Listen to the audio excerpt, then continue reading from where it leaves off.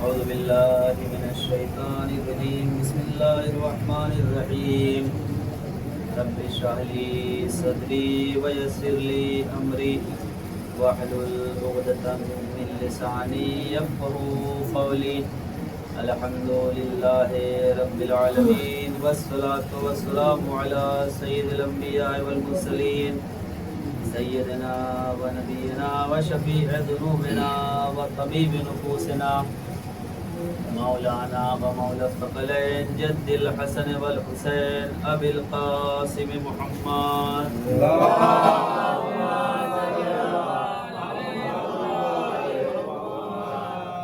وآل بيته الطيبين الطاهرين المعصومين المظلومين المنتجبين المنتخبين الذين أذهب الله عنهم الرجس وطهرهم تطهيرا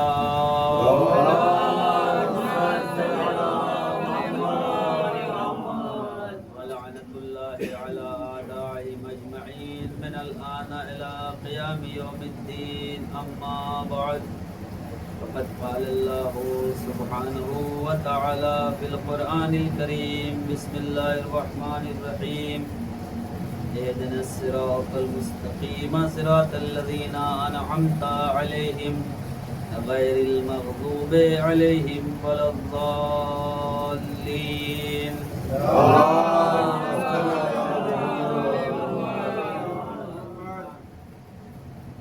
خداوند عالم قرآن مجید کی مشہور و معروف سورہ کہ جسے ہم اور آپ دن میں کم سے کم 10 مرتبہ تو تلاوت کرتے ہی کرتے ہیں. کم سے کم جو لوگ واجب نماز پڑھتے ہیں کم سے کم وہ 10 مرتبہ ضرور اس سورہ مبارکہ کی تلاوت کرتے ہیں. جو لوگ بے نمازی ہیں ان کی میں بات نہیں کر رہا ہوں, جو نماز پڑھتے ہیں ان کی بات ہو رہی ہے. اہل بیت علیہ الصلوۃ والسلام نے جہاں پہ امام حسین علیہ الصلوۃ والسلام کی بہت زیادہ فضیلتیں اور خاص طور سے مصائب امام حسین علیہ الصلوۃ والسلام کے اوپر بہت زیادہ زور دیا, وہی کے اوپر اگر آپ احادیث اہل بیت علیہ الصلوۃ والسلام کو دیکھیں گے تو وہاں کے اوپر آپ کو یہ بھی ملے گا کہ جہاں کے اوپر ہمارے چھٹے امام جعفر صادق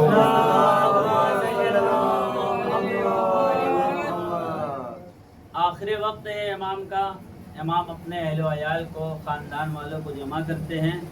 جمع کرنے کے بعد امام وہاں کے اوپر ایک جملہ ارشاد فرماتے ہیں کہ یا بنیا, اے میرے بیٹے, دیکھو ہماری شفاعت اس شخص تک نہیں پہنچ سکتی کہ جو نماز کو ہلکا سمجھے.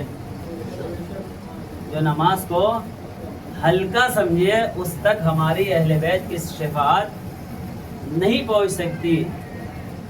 یہاں کے اوپر اگر آپ غور و فکر کریں تو آپ کو ملے گا کہ امام نے بے نمازیوں کی تو بات ہی الگ ہے. امام یہاں کے اوپر فرما رہے ہیں کہ جو نماز کو ہلکا سمجھے اس تک ہماری شفاعت نہیں پہنچ سکتی. جب ہم نے اس حدیث کی تفسیر دیکھی کہ امام آخر کہنا کیا چاہ رہے ہیں, فرمانا کیا چاہ رہے ہیں, تو عزیزوں علماء نے بیان کیا کہ نماز کو ہلکا سمجھنے کا مطلب یہ ہے کہ اگر کوئی انسان جان بوجھ کر نماز کو اس کے وقت پہ نہ پڑھے تو گویا اس نے نماز کو ہلکا سمجھا. جان بوجھ کر نماز کو اول وقت پہ نہ پڑھے تو گویا اس نے نماز کو ہلکا سمجھا. امام فرماتے ہیں کہ یعنی دوسرے لفظوں میں اگر حدیث کا ترجمہ کیا جائے یعنی اگر کوئی انسان جان بوجھ کر نماز کو اس کے اول وقت کے اوپر نہ پڑھے تو گویا وہ شفاعت اہل بیت سے محروم ہے.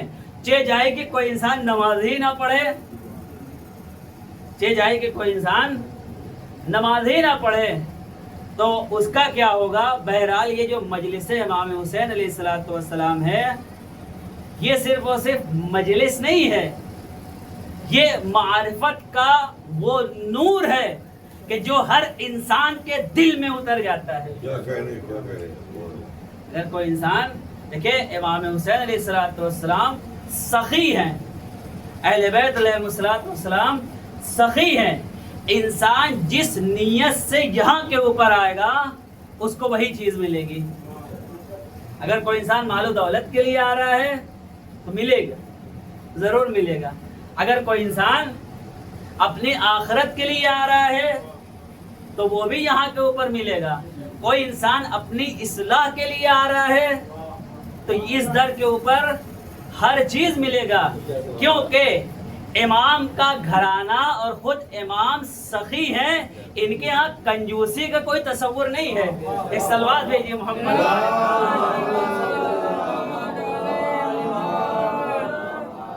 تو عزیزوں، ہم اور آپ تقریباً نماز میں 10 مرتبہ ان آیتوں کی تلاوت ضرور کرتے ہیں۔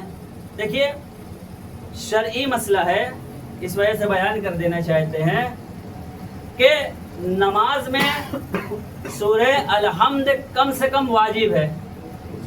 اگر کسی انسان کو اگر دوسرا سورہ نہ بھی پڑھ پائے، کسی وجہ سے کوئی مجبوری ہے، وہ بعد میں جو ہے اگر پوچھ لے گا کہ کیا مجبوری ہو سکتی ہے، وہ بعد میں بتا دیں گے، تو کم سے کم اسے چاہیے کہ سورہ حمد کو پڑھے۔ اور یہاں کے اوپر سورہ حمد میں جو بسم اللہ آئی ہے وہ بھی سورہ الحمد کا جز ہے۔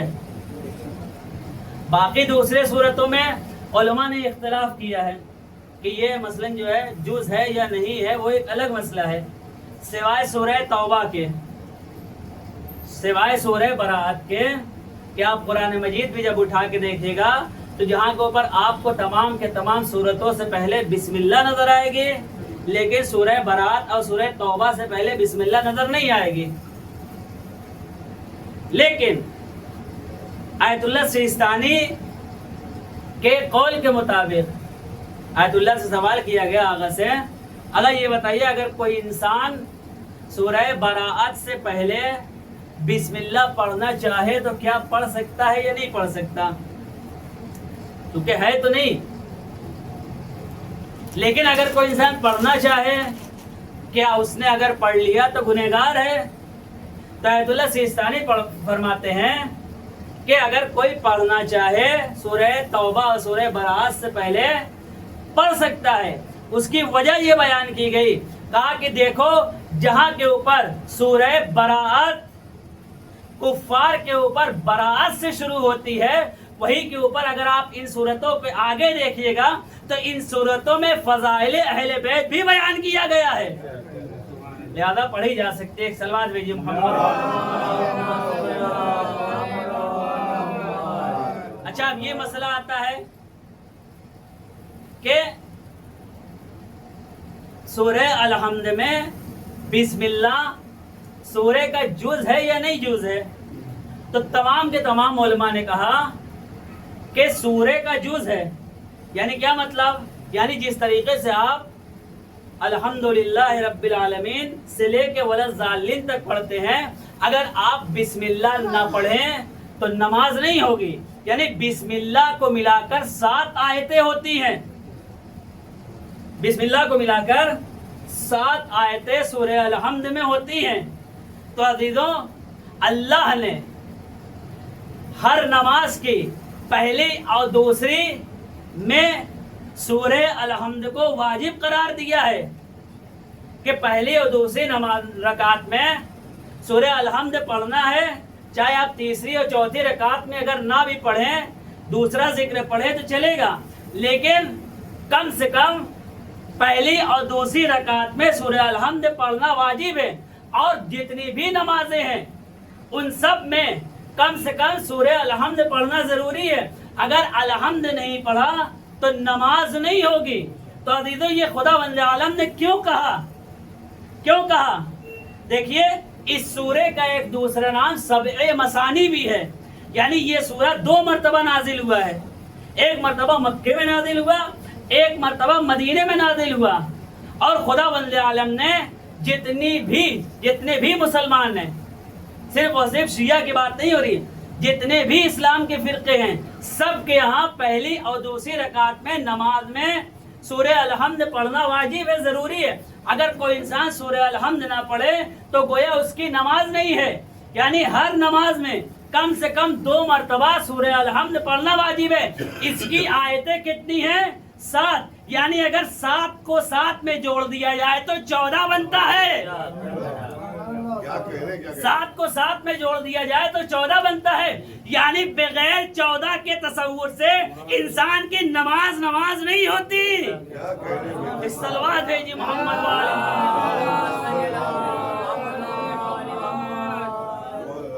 بغیر 14 کے تصور سے۔ اور یاد رکھیے گا، جب آپ نماز کی توضیح اور تشریح جب دیکھیں گے تو وہاں کے اوپر آپ کو ملے گا علامہ مجلسی جیسا عالم اپنی کتاب میں یہ لکھتا ہوا نظر آ رہا ہے، یہ بتاتا ہوا نظر آ رہا ہے کہ نماز ایک ڈھانچے کی شکل میں ہے، اصل روح نماز محبت علی ابن ابی طالب ہے۔ روح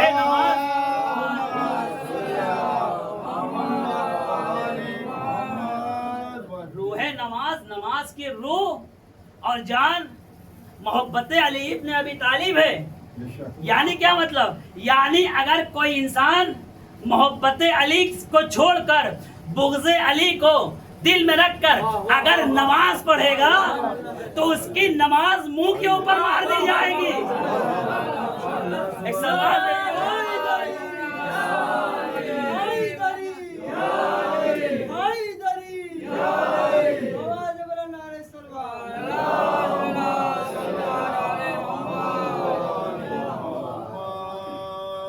نماز کا نام محبت علی ابن ابی طالب ہے۔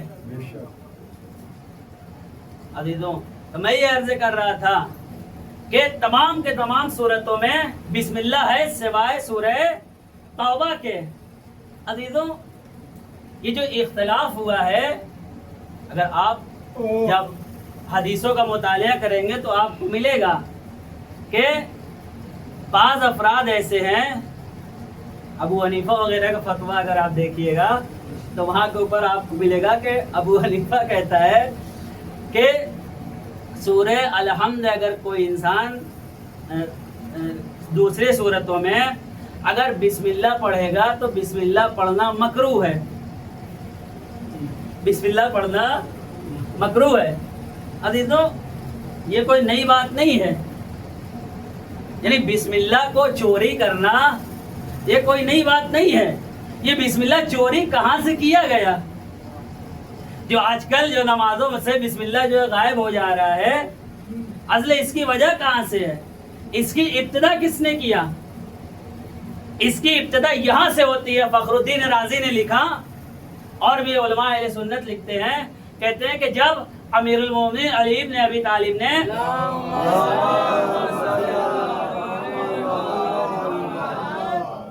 ابن ابی طالب نے جب بسم اللہ کی تفسیر ابن عباس سے بیان کرنا شروع کیا تو ایک مرتبہ پوری رات گزر گئی، بسم اللہ کی تفسیر بیان نہیں ہو سکی۔ دیکھیں بسم اللہ کہاں سے غائب ہوا ہے، اس کی توضیح دی جا رہی ہے، نہیں تفسیر ہو سکی۔ ایک مرتبہ جب نماز کا وقت ہو گیا تو ابن عباس کہتے ہیں مولا نماز کا وقت ہو رہا ہے لیکن ابھی تک آپ کے بسم اللہ کی تفسیر پوری نہیں ہوئی، پوری رات ختم ہو گئی۔ وہ مشہور و معروف حدیث جو ہم اور آپ سنتے رہتے ہیں کہ مولا نے فرمایا کہ ابن عباس سن لو، جو کچھ پورے قرآن میں ہے وہ سورہ الحمد میں ہے، جو کچھ سورہ الحمد ہے وہ بسم اللہ میں ہے، اور جو چیز بسم اللہ میں ہے وہ بائے بسم اللہ میں ہے، اور جو چیز بائے بسم اللہ میں ہے وہ بسم اللہ کے نقطے کے بے میں ہے، اور میں وہی نقطہ بے ہوں۔ جیسے ہی یہ حدیث کو مولا علی نے بیان کیا، یہ خبر شام میں پہنچی، یہ خبر پہنچی شام میں۔ معاویہ نے انکار نہیں کیا، کہا کہ علی نے سچ کہا، اس کے بعد اعلان کیا کہ نماز سے بسم اللہ کو ختم کر دیا جائے۔ کیوں بسم اللہ کو ختم کیا جائے؟ کیونکہ اگر بسم اللہ پڑھے گا تو علی یاد آئے گا، بسم اللہ پڑھے گا تو علی یاد آئے گا، اسی وجہ سے بسم اللہ کو ترک کیا گیا۔ ایک صلوات بھیجیے محمد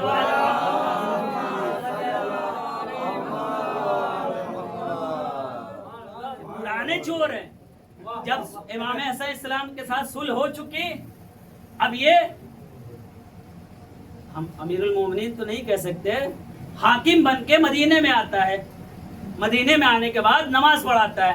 اچھا معاملہ یہ ہے کہ ابھی وہاں کے اوپر صحابی رسول موجود ہے مدینے میں، ابھی سن 40 ہجری سے 50 ہجری کا یہ واقعہ ہے، صحابی رسول بھی وہاں کے اوپر موجود ہیں۔ ایک مرتبہ چونکہ حاکم تھا، ویسے بھی ہر ایک کے پیچھے نماز پڑھی جا سکتی ہے، چاہے فاجر ہو چاہے فاسق ہو، ہمارے آیت کو تو مسئلہ الگ ہے، لیکن ہمارے جو دوسرے برادران ہیں وہاں کے اوپر ہر ایک کے پیچھے نماز پڑھی جا سکتی ہے، چاہے وہ فاسق ہو، فاجر ہو، شرابی ہو، بدکار ہو، زناکار ہو، سب کے اوپر، سب کے پیچھے نماز پڑھی جا سکتی ہے۔ تو عزیزوں ایک مرتبہ یہ آتا ہے، آنے کے بعد نماز پڑھاتا ہے، سنیے گا واقعہ بھی ہے اور کہاں سے بسم اللہ کو غائب کیا گیا ہے نماز سے وہ بھی ہے۔ تو عزیزوں ایک مرتبہ نماز پڑھاتا ہے، جب نماز شروع کرتا ہے تو بسم اللہ کو غائب کر دیتا ہے، بسم اللہ کو وہاں سے غائب کر دیتا ہے۔ اب جیسے ہی بسم اللہ کو غائب کیا، کونی یہ کیا ہوا، کونی مارنا صحابہ رسول ایک دوسرے کو، ہاں یہ کیا ہو گیا، اب رہا نہیں گئے۔ جیسے ہی نماز ختم ہوئی، ایک مرتبہ تمام کے تمام صحابی اور تابعین اس کے پاس آتے ہیں، آنے کے بعد کہتے ہیں، عجیب جملہ روایات میں لکھا، کہا اسریقتا ام نسیتا، اسریقتا ام نسیتا، کیا تو نے بسم اللہ کو پڑھنا بھول گئے یا چوری کیا؟ یہ کون کہہ رہا ہے؟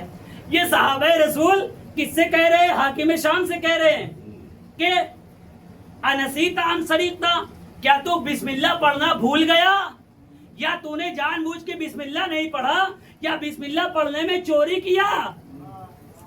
چوری کیا تو یعنی صحابہ اکرام نے بھی بیان کر دیا، بتا دیا کہ دیکھو جو بھی نماز میں بسم اللہ نہ پڑھے تو وہ نماز میں چوری کرنے کے مترادف ہے۔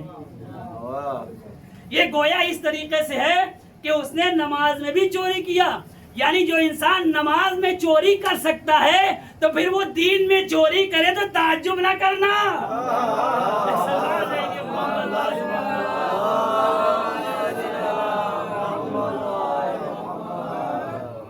سمجھ میں آیا کہاں سے بسم اللہ کو غائب کیا گیا؟ بسم اللہ کے غائب کرنے کی بھی ایک تاریخ ہے۔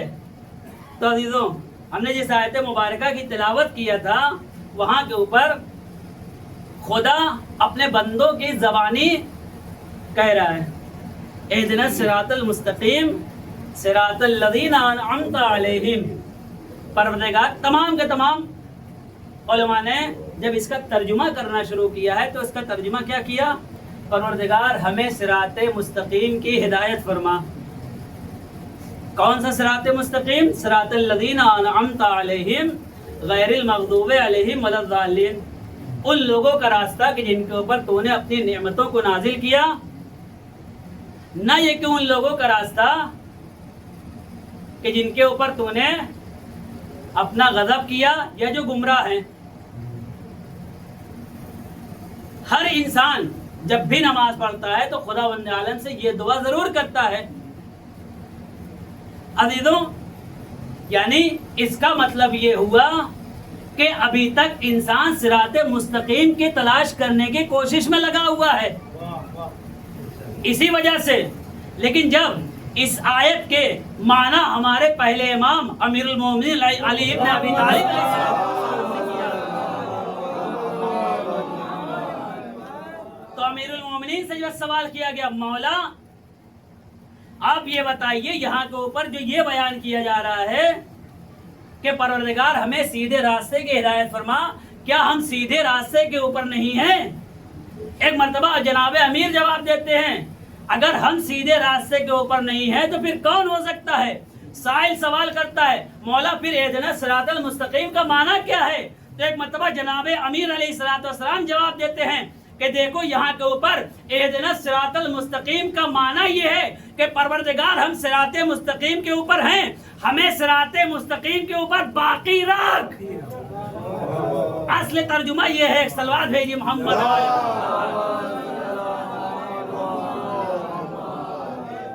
انسان صراط مستقیم کے اوپر اسی وقت ثابت اور باقی رہ سکتا ہے جب تک وہ در اہل بیت سے متمسک نہ ہو، جب تک در اہل بیت سے متمسک نہ ہو تب تک وہ صراط مستقیم کے اوپر اصلاً آ ہی نہیں سکتا۔ اور اگر کوئی انسان صراط مستقیم سے در اہل بیت سے متمسک ہو گیا تو وہ صراط مستقیم کے اوپر آ گیا۔ عزیزوں، آج کی جو شب ہم اور آج جس شب میں بیٹھے ہوئے ہیں یہ بھی صراط مستقیم کی ایک کڑی ہے، یہ بھی صراط مستقیم کی ایک کڑی ہے کہ اگر کوئی انسان ان کے در کے اوپر آ جائے گا تو وہ پھر کبھی گمراہ نہیں ہو سکتا۔ گمراہ ہوا بھی اگر کوئی انسان ان کے در کے اوپر آتا ہے تو ہدایت پا جاتا ہے۔ اور یاد رکھیے گا، اس سے پہلے بھی شاید ہم نے اور آپ نے بھی مختلف طریقے سے سنا ہوگا کہ امام حسین علیہ السلام سب سے زیادہ شفاعت کریں گے گنہگاروں کی۔ آج شب عاشور ہے، بس ایک گنہگار کا واقعہ بیان کر کے انشاءاللہ رفتے مسائل۔ ایک جوان ہے کہ جو بہت زیادہ گنہگار ہے۔ دیکھیے کبھی کبھی ایک اچھی صفت بھی انسان کو راہ راستے کے اوپر لے آتی ہے۔ شہجائی کے امام حسین علیہ السلام گنہگار ہے، ماں نے ہر طریقے سے سمجھایا لیکن وہ سدھر نہیں رہا ہے، سدھر نہیں رہا ہے۔ پھر اس کے بعد جب ماں کا آخری وقت ہوتا ہے، ماں حالت انتظار میں رہتی ہے، دنیا سے جانے والی ہوتی ہے۔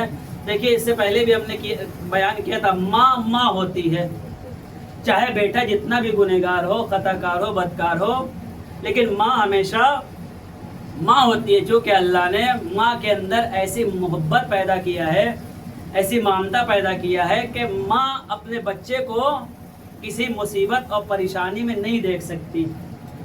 عزیزوں، ماں کا آخری وقت ہوتا ہے، وصیت کرتی ہے بچے کو کہ بچے تو نے میری بات نہیں مانی، لیکن بس ایک وصیت کے اوپر عمل کرنا، ایک وصیت کے اوپر عمل کرنا۔ بیٹا کہتا ہے کہ ماں آپ بتائیے۔ کہا کہ دیکھو جب بھی تم کہیں کے اوپر بھی مولا امام حسین علیہ السلام کا نام دیکھنا یا ایسی چیز دیکھنا کہ جس کی وجہ سے یہ لگے کہ یہ امام سے منسوب ہے تو کھڑے ہو جانا، سینے کے اوپر ہاتھ رکھنا، بولنا السلام علیکہ یا ابا عبداللہ۔ جیسے اس نے ماں کی یہ وصیت سنا، وصیت سننے کے بعد کہتا ہے کہ ماں میں کوئی کام کروں یا نہ کروں لیکن آپ کی اس وصیت کے اوپر عمل ضرور کروں گا، آپ کی اس وصیت کے اوپر عمل ضرور کروں گا۔ دیکھیں قرآن نے کہا یوم تبلی السرائر، یعنی قیامت کے دن جو انسان کی جو چیز پوشیدہ رہے گی، جو بھی انسان جو کام کرے گا چاہے اچھا یا برا، وہ قیامت کے دن ظاہر ہو جائے گا، یا اس زندگی کے بعد وہ سب چیز جو ہے ظاہر ہو جائے گی کہ انسان نے کیا کیا۔ اب اس کا دستور یہ تھا کہ جب بھی کہیں کے اوپر اگر نام حسین بھی دیکھ لیتے تھا لکھا ہوا تو کہتا تھا السلام علیکہ یا ابا عبداللہ۔ عزیزوں، وقت گزرتا رہا، اس جوان کا کار ایکسیڈنٹ میں موت ہو گئی، اس جوان کی کار ایکسیڈنٹ میں موت ہو گئی۔ جب اس کو دفن کر دیا گیا تو اس کے دوستوں نے خواب میں دیکھا، اس کے ایک دوست نے، کہ اس جوان کو زنجیروں میں جکڑ کے وادی برہوت یعنی برزخی جہنم کی طرف لے کے جا رہے ہیں۔ ایک مرتبہ جب لے کے جا رہے تھے تو عالم برزخ میں خیمہ دکھا، چونکہ دنیا میں اس کی عادت تھی، دنیا میں اس کی عادت تھی جس خیمے کے اوپر یا حسین لکھا ہوا تھا. اس خیمے کے اوپر یا حسین لکھا تھا. جیسے اس کے نظر پڑے ایک مرتبہ فرشتوں کو کہتا ہے کہ فرشتوں تم نے مجھے زنجیر اور بیڑیوں میں جکڑ رکھا ہے، بس کچھ لمحے کے لیے مہلت دے دو تاکہ میں مولا حسین کو سلام کر سکوں. اب فرشتے بھی امام حسین علیہ السلام کے غلام ہیں. جیسے ہی سنا اس کے ہاتھ کو آزاد کیا. دیکھیے یہ اس جگہ کے اوپر جہاں کے اوپر عذاب کے فرشتے اس کے ارد گرد ہیں، زنجیر اور بیڑیوں میں جکڑا ہوا ہے. ایک مرتبہ کہتا ہے السلام علیکہ یا ابا عبداللہ. جیسے اس نے سلام کہا فوراً دیکھا اسی خیمے سے ایک نورانی شخصیت چلی آ رہی ہے. نورانی شخصیت آئی، کہا وعلیک السلام. ابھی تک جو دنیا میں سلام کرتا تھا لیکن جواب سلام نہیں سن رہا تھا، لیکن عالم برزخ میں جیسے اس نے سلام کیا امام معصوم نے اس کے سلام کا جواب دیا. اور پھر اس کے بعد جواب دینے کے بعد کہتے ہیں فرشتوں اس کے نامہ اعمال کو لاؤ. نامہ اعمال کو لایا جاتا ہے. اب جیسے جیسے امام حسین علیہ السلام نامہ اعمال کو پڑھتے جاتے ہیں امام کا چہرہ غمگین ہوتا جاتا ہے. اسی لیے کہا گیا ہے، معصوم نے فرمایا شیعتی کونو لنا زینا ولا تکونو علینا شینا، کہ ہمارے شیعہ ہمارے لیے باعث زینت بنو، ہمارے لیے باعث زحمت نہ بنو، یا ہمارے لیے وہ نہ بنو کہ جو جس کی وجہ سے ہم کو شرمندگی اٹھانا پڑے. اس شخص کا نامہ اعمال امام دیکھتے ہیں اور دیکھنے کے بعد فرماتے ہیں، یعنی ان کے چہرے سے افسردگی ظاہر ہوتی ہے. ایک مرتبہ اس شخص کے نامہ اعمال کو بند کرتے ہیں، دیکھتے ہیں پورا نامہ اعمال گناہوں سے بھرا ہوا ہے. ایک مرتبہ امام اس کے نامہ اعمال کو لیتے ہیں، لینے کے بعد بارگاہ خداوندی میں دعا کرتے ہیں، پروردگار تجھے حسین کے حق کا واسطہ، تجھے حسین کے حق کا واسطہ اس کے گناہوں کو بخش دے. عزیزوں اب جب دوبارہ نامہ اعمال کو فرشتوں کے ہاتھ میں دیا گیا ہے تو اب وہاں کے اوپر جتنے بھی گناہ تھے سب معاف کر دیے گئے. جتنے بھی گناہ تھے سب معاف کر دیے گئے. یہ امام حسین علیہ السلام کی ذرہ نوازی تھی. اور جتنے بھی چاہے ہم ہوں یا جتنے بھی یہاں کے اوپر ہیں، ہر انسان معصومین علیہ السلام کی شفاعت کا محتاج ہے. کہ ہم کو اپنے اعمال ہمارے کیسے، ہر انسان اپنا جانتا ہے، ہر انسان جانتا ہے کہ اس نے کون سا اعمال کیا ہے، اس کے کون سے اعمال ہیں. لیکن کم سے کم ہم کو اور آپ کو چاہیے کہ روز قیامت ہم معصومین علیہ السلام کی شرمندگی کا سبب نہ بنے. جب وہاں کے اوپر جائیں تو حور علیہ السلام بن کے جائیں، حور علیہ السلام بن کے جائیں.